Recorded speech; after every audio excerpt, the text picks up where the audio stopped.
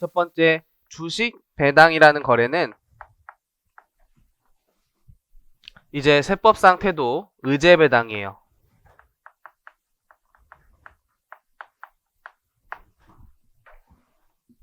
주식 배당 이제 회계 처리 안 쓸게요. 차변의 이익잉여금, 대변의 자본금. 그 이익잉여금을 재원으로 받은 건 의제 배당이라고 본다는 거예요. 의제 배당. 근데 회계에서는 아니기 때문에 회계가 기업 표준에 따라 회계 처리했다면 아무런 회계 처리가 안 나요. 하지만 법인세에선 의제 배당으로 보기 때문에 회계 처리라는 게 나야 되는 것이고, 무상주라는 걸 받기 때문에 차변에 주식을 증가시킬 거예요.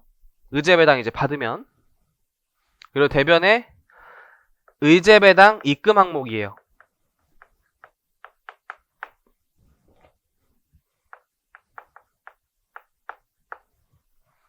그래서 회계는 아무런 회계 처리를 하지 않고 세법은 의제 배당 처리하면 차이가 있어요. 그 차이를 조정하는 게 세무조정. 그때 입금 산입, 주식의 증가, 유보의 세무조정 할 거예요. 근데 이때 무상증자가 되게 어렵다.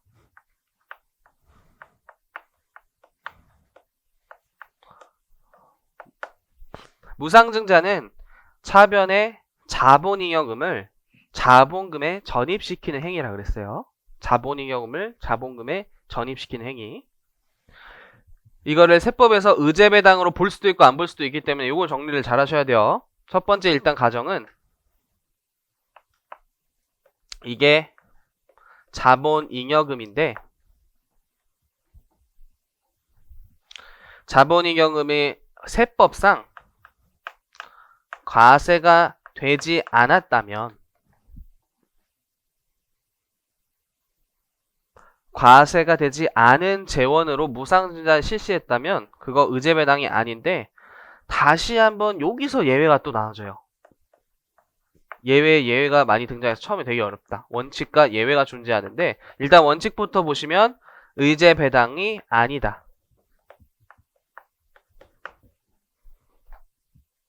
그러니까 법인세의 초점은 대변에 주식으로 줬는지 현금으로 줬는지 중요하지 않고 차변의 재원이 중요한 거예요. 지금 차변의 재원.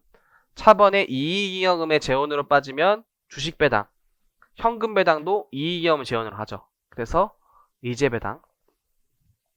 근데 차변에 자본잉여금이 빠졌는데 법인세에서 과세되지 않는 자본잉여금이래요. 구체적인 대표적인 게 주발초.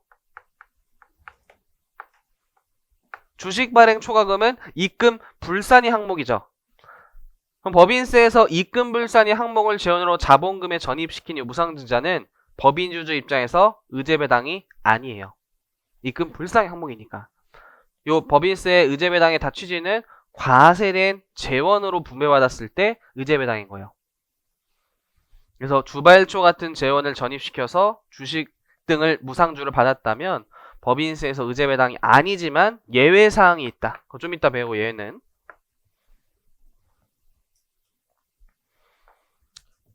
근데 이제 무상증자가 자본잉여금을 전입하는데 이번에 그 자잉이 법인세에서 과세가 된 자본잉여금이래요. 그 대표적인 예가 자기주식 처분이.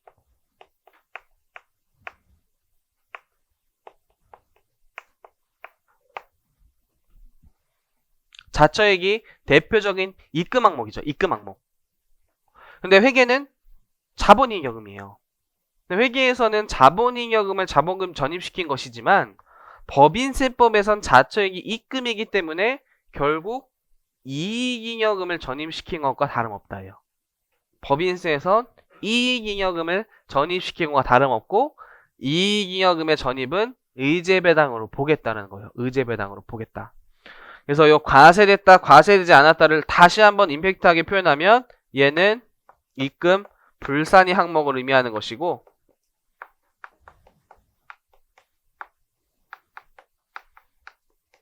과세됐다는 표현은 입금 항목을 얘기하는 거예요.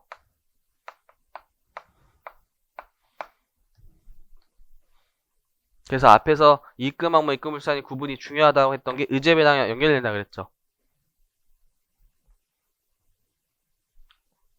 그래서 입금 항목은 결국 세법상 이익이익을 의미하고 이익이익을 재원으로 주식받은 건 의제배당. 근데 입금불산이 항목을 재원으로 받은 건 무상주는 의제배당이 아니다가 원칙. 근데 그거에 예외도 또 있다. 예외도. 그래서 이렇게 일단 구분을 잘 하셔야 돼요. 얘가 의제배당.